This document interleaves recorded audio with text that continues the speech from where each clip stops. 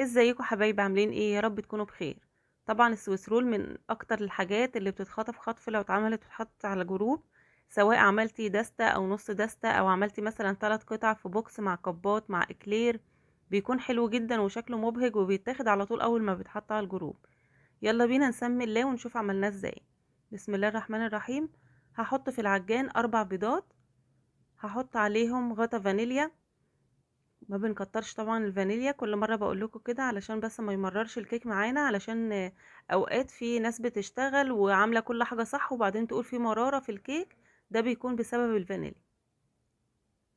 هحط تلت كوبايه ميه ومعلقه صغيره محسن جل و350 جرام دقيق سبونج. هستخدم حاليا دريم ستارز اللي هي الشكاره الحمراء، لان هي ما فيش غيرها دلوقتي موجود. الشكاره اللي هي الغامقه شويه دي ما نزلتش بقالها فتره كبيره، فان شاء الله لو نزلت تاني هرجع اجيبها، لان هو افضل من ده بصراحة. يعني ده شغال وبيعلى وجميل، بس التاني احلى منه في ملمس الكيك نفسه. ضربت المكونات لمدة 6 دقايق وبعد كده هحطها في صاج مقاس 30 في 40 وحاطه فيه ورقة زبدة بالشكل ده كده. مسخنة الفرن على درجة حرارة من 180 ل 200، وبحط الشبكة في النص، وبياخد في الفرن 10 دقايق بالظبط كده على المؤقت. ما تحاوليش تكتري عليه علشان بعد كده ما يتكسرش منك او يبهدلك وانت بتلفيه. اول ما بيخرج من الفرن على طول بحط عليه ورقة زبدة، وبحط عليه فوطة علشان يفضل طري كده، علشان وقت ما اجي الفه برضو ما يغلبنيش.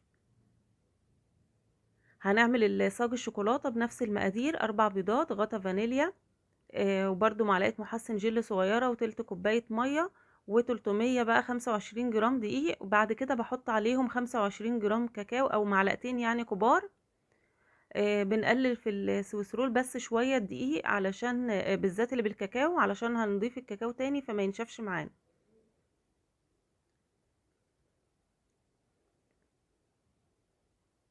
كده تمام، وخد ال6 دقايق برضو ضرب، وهنقلبه كويس عشان ما يبقاش فيه اي حتت بيضة كده، يبقى كله لون واحد.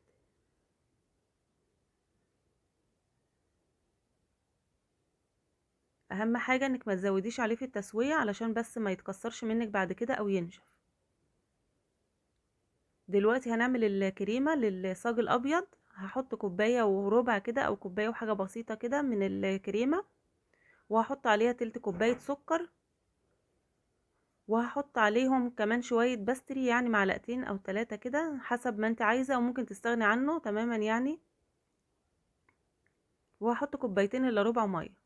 بعد ما بضرب الكريمة بشوف القوام بتاعها، لو جامد معايا شوية مش هيبقى سهل وانا بفرده، بزود كمان شوية مية. وحطيت كمان كريمة لباني، بستخدم دكتور بيكر، النوع ده حلو جدا، واللون ده بالذات عشان هي فيها كذا نوع يعني. الكريمة كانت تقيلة شوية فزودت كمان حوالي معلقتين 3 مية كده، علشان الكريمة بس تبقى ناعمة ما تبقاش مخرزة وانا بستعملها. كده السويس رول برد معايا انا، يعني انتي لو مش عايزاه يتكسر معاكي خالص استعمليه هو دافي، يعني اول ما يخرج كده تكون انت بتحضري الكريمه وتحطيها تحشيه وتحطيها على طول في الفريزر. بس انا بصراحه ما مش بكون فاضيه ابدا اعمل الموضوع ده، لان لما بشتغل سويس رول بيكون عندي حاجات تانية معاه، فبسيبه يبرد براحته وبعد كده بشتغل فيه. فانت تقدري تشتغلي كده او كده، وهو حتى لو اتكسر منك شويه وانت بتلفيه مفيش مشكله خالص، ولا في اي حاجه بتبان بعد كده من الكريمه، يعني مفيش اي حاجه بتبان. فعادي جدا لو اتكسر منك شوية، او بقى تستعجلي نفسك شوية واول ما يطلع من الفرن كده تكوني مشغلة محضرة الكريمة وتحشيه على طول وتلفيه، ما بيكسرش خالص ولا بيحصل له اي حاجة خالص. بقسم الصاج بتاعي عشان يطلع اكبر عدد قطع، يعني لما بقسمه بيطلع كل جزء فيه كده 6 قطع مرتاحين وحلوين جدا. لكن لو لفيته على بعضه هنلفه طبعا من الجهة ال40 سنتي، هيطلع حوالي 7 قطع بس.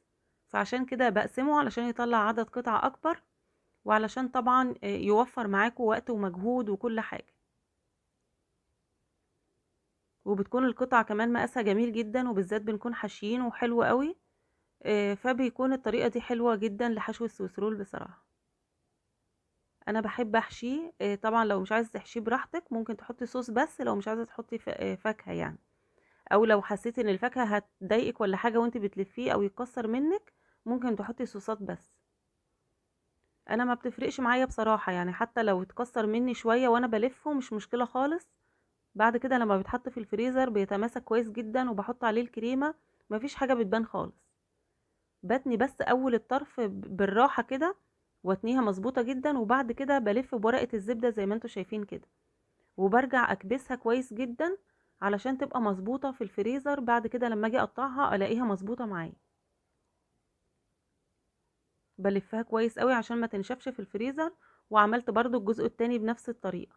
هنعمل الكريمة الشوكولاتة، هتاخد كوباية كريمة، واحط عليها معلقة سكر واحدة وكوباية مية. مش عايزة ازود هنا المية عشان انا برجع ازود جناش، ومش عايزة برضو ازود السكر عشان بتزود جناش. الكوباية الكريمة بتاخد 200 جرام شوكولاتة، عليها 100 جرام لبن او مية او كريمة. بسيحهم وبسيبهم كده لحد ما يبردوا، وبعد كده بضيفهم للكريمة بتاعتي. بتكون كريمة طعمها حلو جدا جدا، اجمل من اللي بيتحط عليها كاكاو بصراحة. لكن لو عايزة تعمليها اقتصادية هتحطي كاكاو، وهتزودي السكر شوية طبعا تظبطيه، لان الكاكاو بيبقى مر مش زي الشوكولاتة. هحشي برضو بنفس الطريقة كده.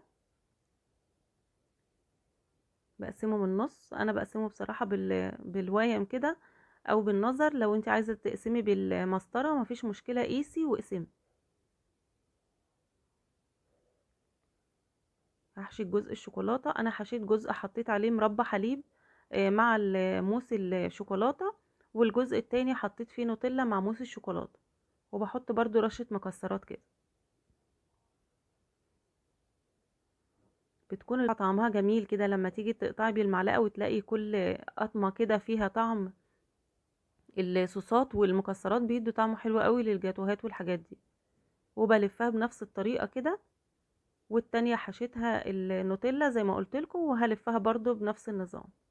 اول قطعة بس كده بلفها مظبوط، وبعد كده بلف بورقة الزبدة. ما بدخلش ايدي في الموضوع خالص، بورقة الزبدة بس بلفها، هي تتلف لوحدها كده بمنتهى السهولة. وبعد كده لازم اكبسها كويس جدا. بعد ما قعد في الفريزر، انا بعمله بالليل بصراحة واسيبه في الفريزر بقى لتاني يوم افنشه. لكن احنا في الشتاء يعني ممكن تحطيه في الفريزر ساعة ساعتين هيكون تماسكه بقى كويس. بعد كده هحط بقى الكريمة بتاعتي، اجلس السويسرول بتاعي. دي بقية الكريمة، طبعا انا عملت الكريمة عشان تكفي معايا حشو وتجليس. بقية الكريمة بغطيها كويس واحطها في التلاجة، وتاني يوم لما باجي استخدمها بقلبها كويس قوي عشان ما يبقاش فيها فراغات. حطيت بقى الكريمة وسحبتها بالفاكيوم كده زي ما انتم شايفين عشان تبقى متساوية وسهلة. وبعد كده هتزيني من فوق زي ما انت عايزة. انا حبيت احط جيلو مانجا مع جيلو فراولة كده، بيكون شكله مبهج جدا وشكله حلو قوي. بيعجبني قوي الشكل ده، وكمان طعمه بيكون جميل جدا. وبالذات ان احنا حاشين جوه مانجا، او ممكن تحشي كمان فراولة، فبيكون لايق جدا مع الحشو.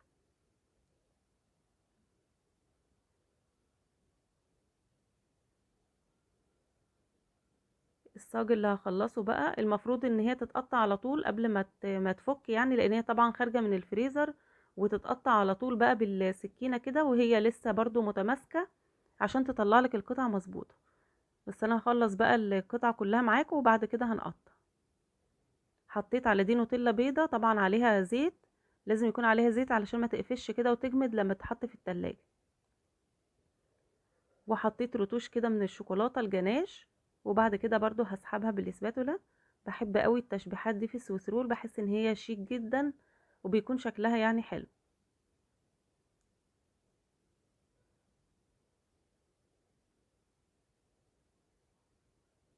الجزء ده حطيت عليه مربى حليب، طبعا مخففاها بميه ومسيحاها في الميكروويف او على حمام ميه لو مفيش ميكروويف. وبعد كده برضو بتحطيها بنفس الشكل كده. مربى الحليب بيكون طعمها حلو جدا مع الشوكولاته، وموس الشوكولاته بيكون بصراحه تحفه. وبتكون تحفه مع الابيض برضو والفانيليا بصراحه. هي حلوة في كل الحالات. ممكن هنا بقى تحطي شوكولاتة، رتوش شوكولاتة كده، وممكن تحطي نوتيلا بيضة زي ما انت عايزة. انا اوقات بعمل كده واوقات بعمل كده. وبسحبها برضو بالاسباتولا كده. وده يعتبر اكتر شكل بحبه في السويس رول كله. هنحط على الجزء ده نوتيلا. ممكن بقى تحطي جناش غامق لو انت عايزة، يعني زي ما انت عايزة بقى هتحطي في التوبنج ده. حتى انت ممكن تحطي الكريمة بس وتدي لها شكل كده بالسكرابر، تزجزجيه كده، او تحطي مثلا بشر شوكولاتة. ان شاء الله هنعمل اشكال كتير باذن الله الايام الجاية برضو.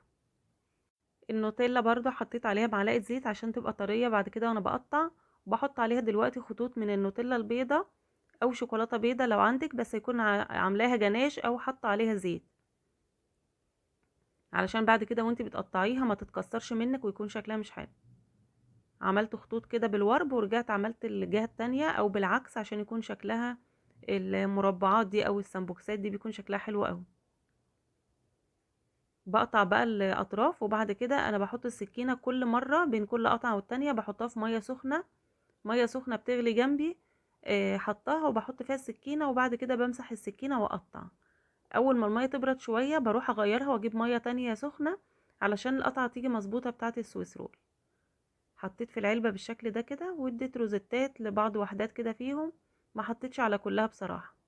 انا حسيت ان هي شكلها شيك مش محتاجة حاجة. انتوا ايه رأيكم في شكله؟